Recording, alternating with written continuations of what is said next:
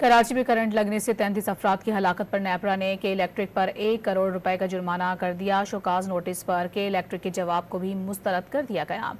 حکم نامے کے مطابق کے الیکٹرک 33 میں سے ایک متاثرہ خاندان کے لواحقین کو 35 لاکھ روپے معاوضہ اور ایک متاثرہ محمد اسلم کے خاندان کے وارث کو ملازمت دینے کی بھی ہدایت دی گئی ہے۔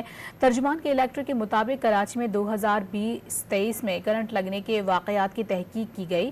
33 میں سے 32 افسوسناک حادثات گھروں اور احاطوں وغیرہ میں ہوئے۔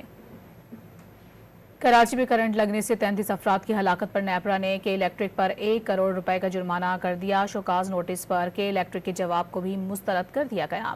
حکم نامے کے مطابق کے الیکٹرک 33 میں سے ایک متاثرہ خاندان کے لواحقین کو 35 لاکھ روپے معاوضہ اور ایک متاثرہ محمد اسلم کے خاندان کے وارث کو ملازمت دینے کی بھی ہدایت دی گئی ہے۔ ترجمان کے الیکٹرک کے مطابق کراچی میں 2020-23 میں کرنٹ لگنے کے واقعات کی تحقیق کی گئی۔ 33 میں سے 32 افسوسناک حادثات گھروں اور احاطوں وغیرہ میں ہوئے۔